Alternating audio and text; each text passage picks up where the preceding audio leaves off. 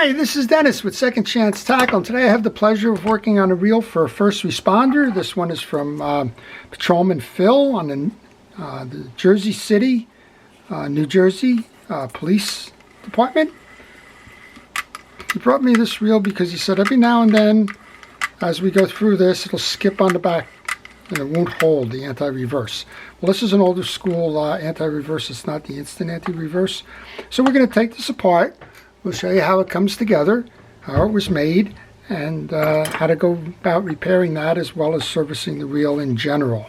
So according to Phil, he was on a recent trip and the reel started to fail. So let's see what we can do to help him out. And I'm sure he appreciates his downtime working through the pandemic. And I thank everybody who's working through that pandemic, all first responders and essential personnel. That includes law enforcement like Phil, fire, emergency, EMT, all the hospital workers and staff, all of the folks that are involved in essential services like teachers and supply chain distribution and the like. Thank you for everything it is that you do.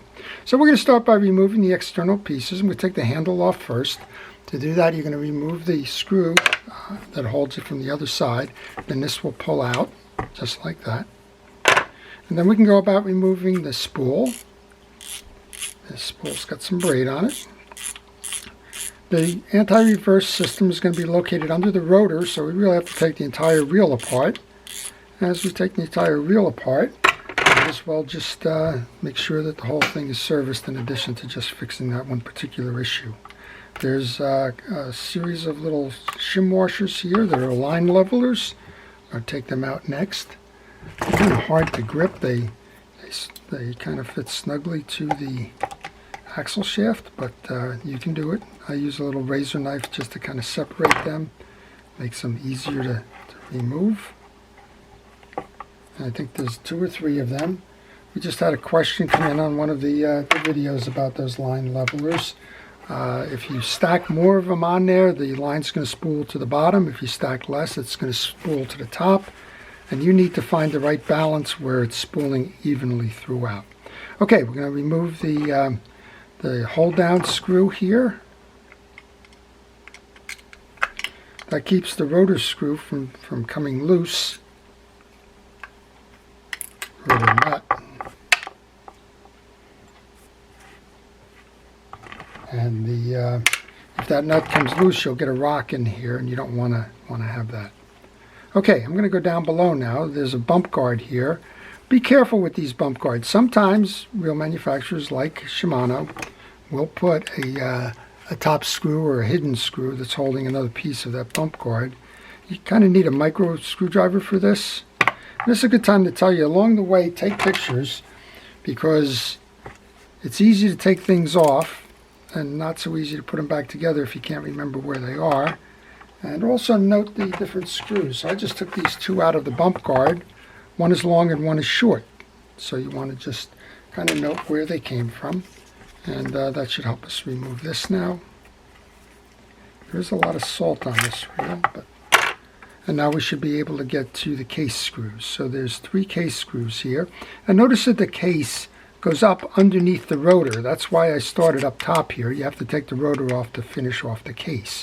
So I'm going to take 2 of the 3 screws out, and then I'm going to take that rotor screw off there.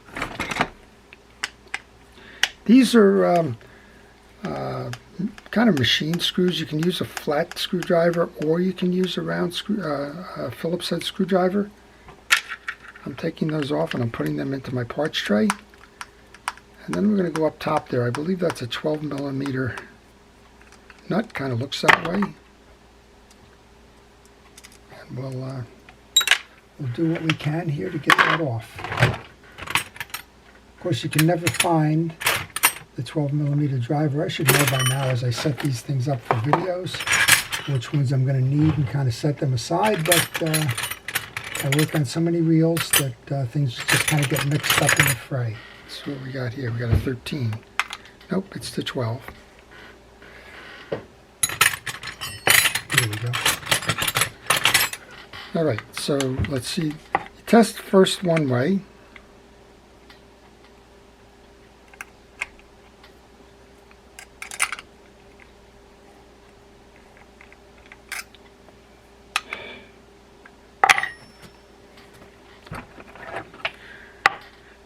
3, 2, 1. So I'm going to take my Mitchell tool, which is a 12mm deep socket. I'm going to just turn to free that up. You don't need the Mitchell tool. It's a Shimano reel, obviously, but you probably want to use a deep socket to get that. And then once you break that, you can go ahead and turn the rest off by hand. Put that off to the side. I'm seeing sand here. I'm assuming that's probably what's causing this to erode performance. And you can see that. We have a lot of sand in here. We have sand in the assembly. We have corrosion on the anti-reverse. And as this thing spins, this should kick back.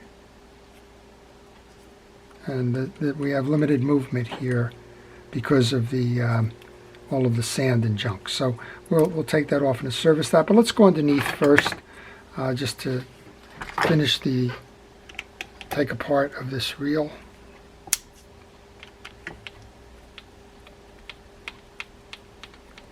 And then we'll come back up top. What I'm going to do while I'm waiting up top here, I'm going to give it a good spray of penetrating oil, try and loosen some of that up. We'll go up and take more parts off, but just as general cleaner and try to loosening. All right, this case should come off now.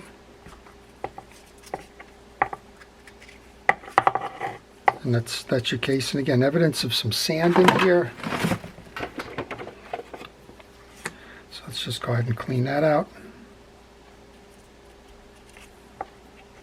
And Phil made a good point when he was bringing this to me. He said, you know, I'm not even sure it's worth servicing. And based on the value of the reel, right? But I do these videos to show you how to do it. Because you're right, if you were to pay a service fee and things like that on a reel of this price range, it almost makes this reel disposable. So, but the videos, you can keep your reels going forever. It's a very dry reel. I don't think this reel has ever been serviced, which is typical of some of the lower end fishing reels. All right, we'll take that screw out of here. That holds the cross block. You should be able to remove your axle shaft now. See how dry that is? That needs to be cleaned up and smooth. Once you do that, you can remove your main gear. That pulled out the crosswind gear. It pulled out the other piece. This is a good place to take pictures, right? You want to know where you are in that. You also want to notice things like this bearing that's on the back here. That's got 2 prongs on it. That's going to sit in a case. I said bearing, it's a bushing. It's a plastic bushing. I don't know if we can get that off even. There's a lot of corrosion on that back seam. Yeah, we can do that. So you want to remove those. There's 2 of them, one on each side. So this is probably just a 1-ball bearing reel. And it's just a lot of dirt and dryness there, so we'll clean that up in just a moment. Then we had this little clip come out that goes on your shaft here as a spacer. Put that into our parts tray. Put these 2 pieces in our parts tray. Our parts tray is nothing more than the bottom of a jug. And then we're going to go up top, see if we can't solve this issue with the anti-reverse.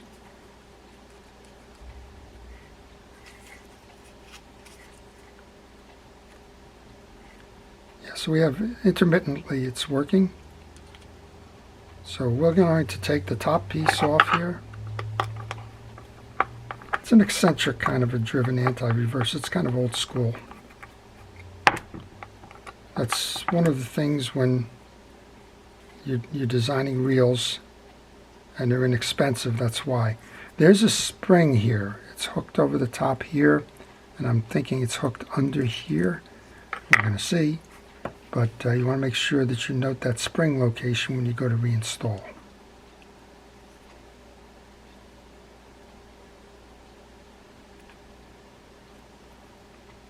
So the other one is tagged down below here. Okay. Spring goes in. I'm going to pull this whole assembly up as one. I'll take away the 2 top screws. This will give me my bushing or my bearing, whatever's under there. And it'll also enable me to take out the pinion gear and to clean everything up. This is a good place for a picture. You want to notice your orientation on that plastic lever there. So if you want to just use the anti-reverse override as a reference point. We have a hook feature on the inside here, flat side there, kind of east and west if that's north. All right, we took that off. We should be able to pull the balance of this out. And that's why it's a good idea, because I just dropped it and some pieces went in different directions. And that's never a good thing, right? So we got a lot of sand on here. I'm thinking that's probably what's causing the performance bog down. We're going to try and get this piece off.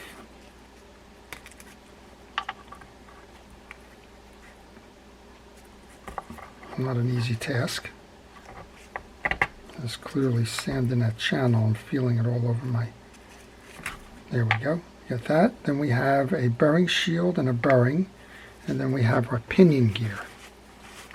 So it doesn't matter if a reel is a $15 reel or a $50 reel or a $550 reel. The steps are pretty much the same in terms of cleaning it up. You want to just kind of have an idea of what you're doing. You want to mark where the pieces and parts came from. You want to make sure that they're all clean before you assemble. And you want to make sure that you take pictures along the way so that when you go to reinstall, you're not having any issues with the location or the placement.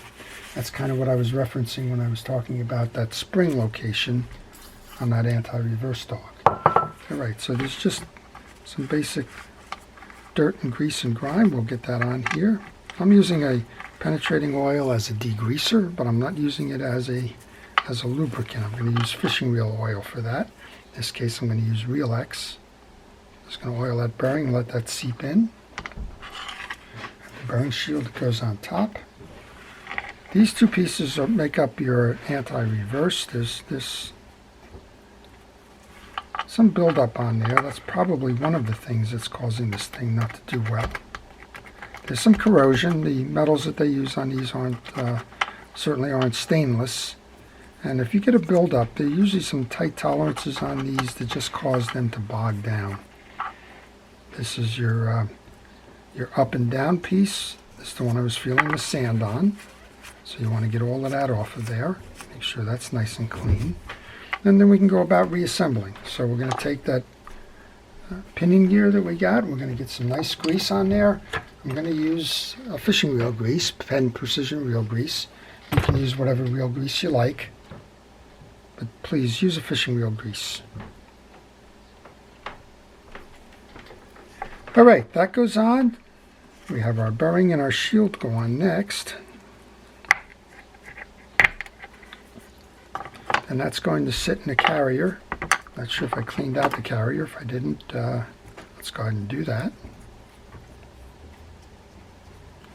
And then we can go reseat the bearing and that shield. There's a little bit of stuff inside the case here. Let's get that off as well.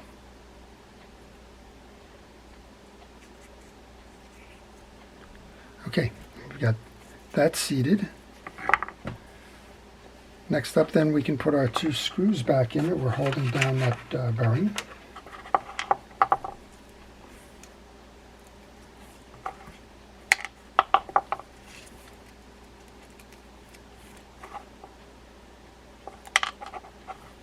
Those of you that watch my videos know that I have a great ability to lose small screws. And this is no different. Put a little tip of grease on there. One of my viewers a while ago told me to go do that. Use that as a glue.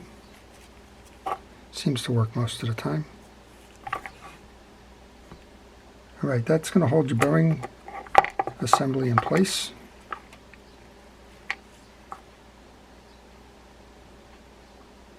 So that it doesn't pull up when you go to tighten on the rotor.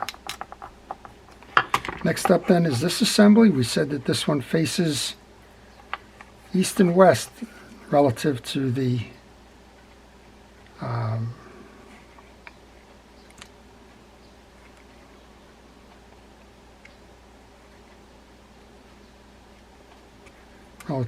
override arm, so it's going in this way. And you may recall that it has, now see how much difference that makes already? just cleaning that up, all of a sudden we have the movement here of that eccentric. So when you're reeling, everything is fine. As soon as you back up, that's what's going to trip your anti-reverse mechanism. Just want to make sure that's clean. I want to load this in before I check on the orientation of that spring.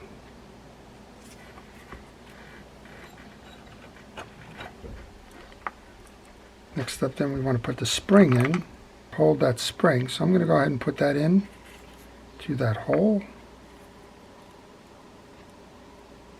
It's kind of hard to see that. Now we know that this is going to provide the tension.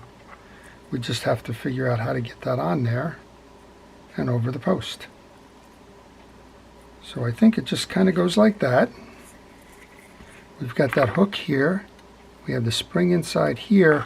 And quite honestly, that may be what's caused this failure, because when we did this initially, that little tag end was out riding in the case there when I took this off. A little bit of oil around the post to make that go smoothly. Go ahead and put this screw back in. When we put that screw back in, we'll give it a test. That's a big screw for a little anti-reverse dog. I guess it's got to go deep into the case. Now we should have some movement in the dog. We certainly do. And as we roll this now, we should be able to see what this is going to be doing here. It's going to be running like this. Then it'll pull it back in. So you'll be rolling this way. As soon as you go to back flip it, you'll see it out, and you're going to release.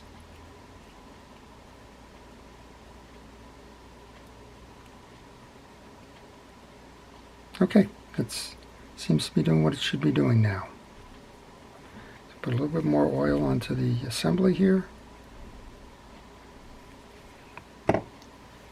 And we'll move on to reinstalling that rotor and giving that, well, reinstalling the base. We can't put the rotor on without that side plate.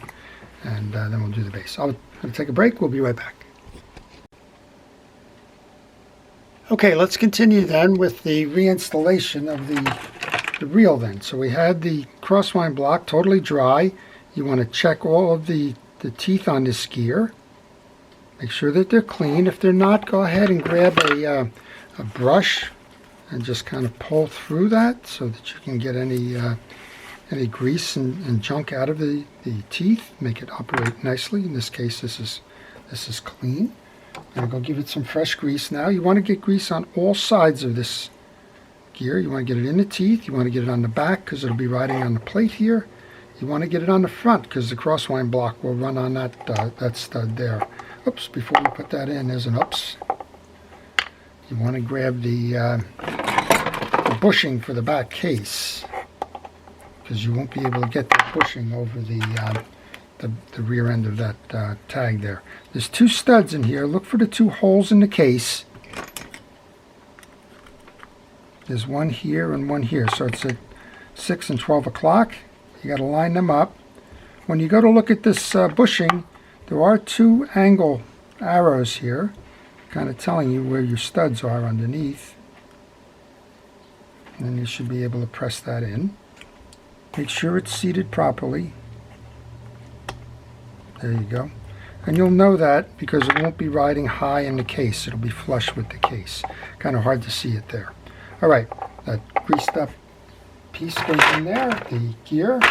We're going to look for the crosswind block. There's a little bit of dirt in the back of the crosswind block, so let's make sure that we get that cleaned out of there. Then we can put new grease in.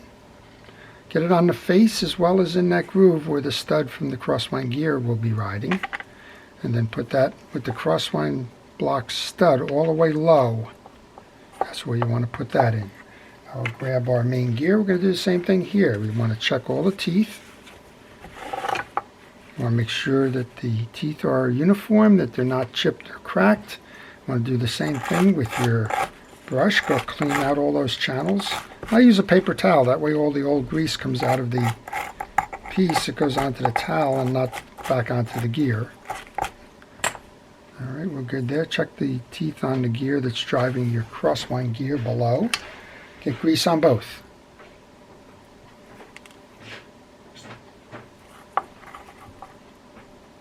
I just heard that little shim washer there fall off. We'll get that back on. And then get it on the back. And then get it on the stud. This one gets grease everywhere as well. Alright, once you have that in, you can go plant that back in. You can put that little shim washer back on that just fell off.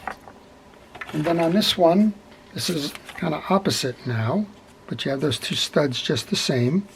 And they're going to go in this one. And again, it's going to be kind of noon and 6 o'clock, right? So it's funny we talk about, noon and 6 o'clock. I guess we're not speaking digitally, are we? Although I guess I was just in a car the other day, I thought it was pretty interesting. They had a digital clock that was performing as an analog clock with the big hand and the little hand, right? Okay, let's put this back together now. Oops, not yet. Let's get this shaft. We noticed that there was a lot of kind of junk on that shaft, so we want to clean that off. Just looking for a piece of steel wool that I have behind. The scrubby pad should do fine. Yep, that's nice and smooth. There was a little bit of sand on there. You want to pay attention to that and then get some new grease. Don't put too much grease on because it's only going to squeeze out when you got to put it on the through the hole here.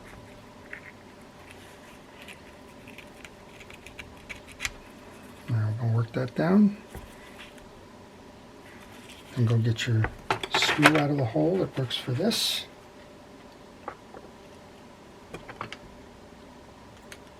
So if you like this kind of thing, I'm going to ask you to subscribe to my channel.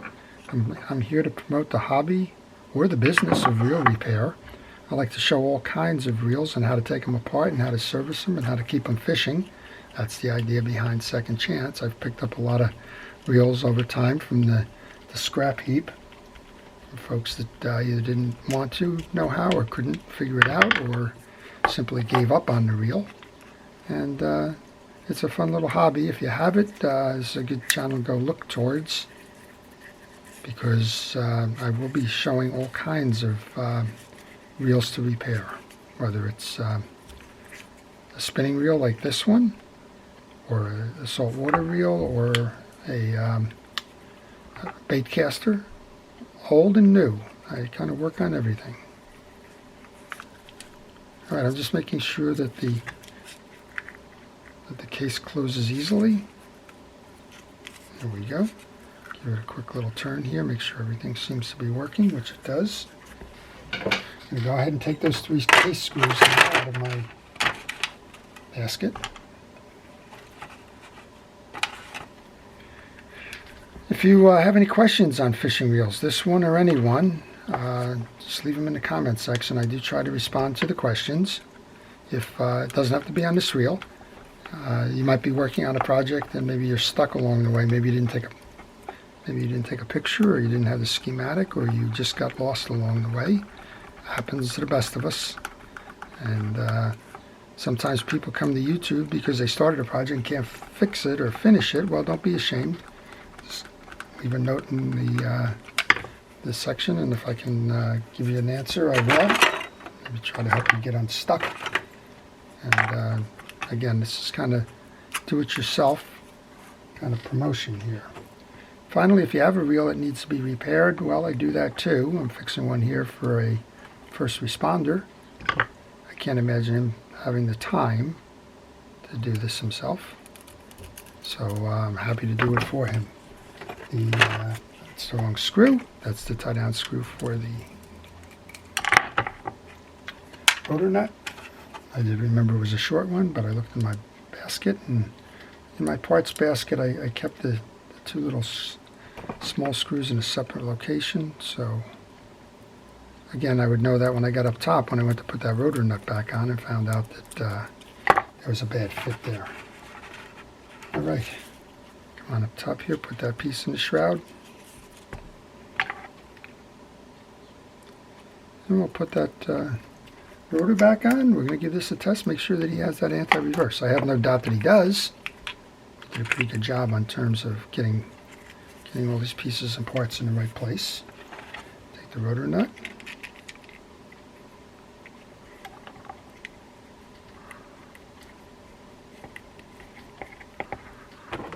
Tighten that one down.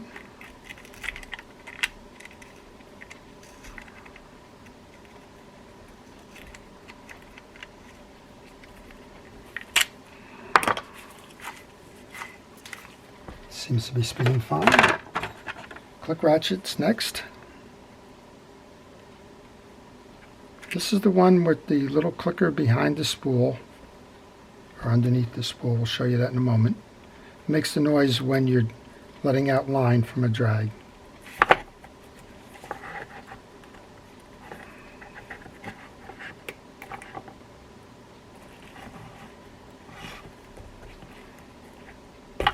There we go. That had to go down all the way. These are your line leveler washers. They're next. This is your spool. And I mentioned the spool. That's that little clicker. Before I do that, I'm going to use that set screw. Make sure that I can put the set screw in to hold that rotor nut in place. Keep that from spinning. You notice that there's a little bit of sand still on that one lip there. Let's get that out of there. Spool is next.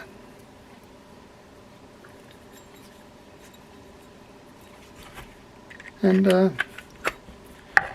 we can go up top here and check the drags. I'm noticing there's a little sand and old grease in there. You're going to remove that pentagon star.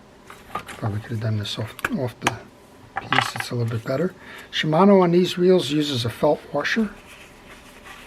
Nothing wrong with those, although I did get a question or a statement from one of our fellows from Australia the other day. He said he's fishing a reel that has the felt washers in them, got completely torn up by hooking into a ray.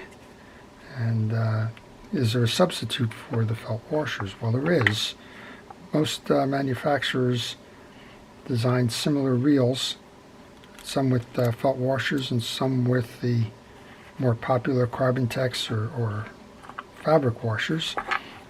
For example, Penn Fierce, on the Penn Fierce 1s and 2 versions, they used felt washers. In the version 3, they went to the HT100 washers from Penn, which is the same ones that the Battle uses, and those are interchangeable. So if you have felt washers, you find that you're tearing them up, look for alternatives, and sometimes you can find them from the same manufacturer.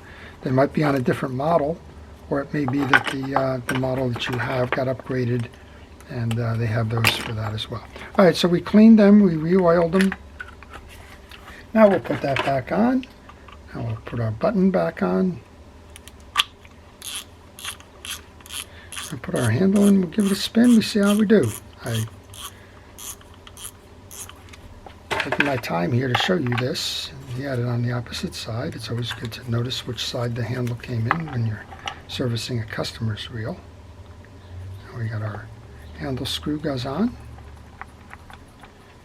Move some of the things out of the way. Make sure that we can return this so that Patrolman Phil can go fishing with an anti-reverse.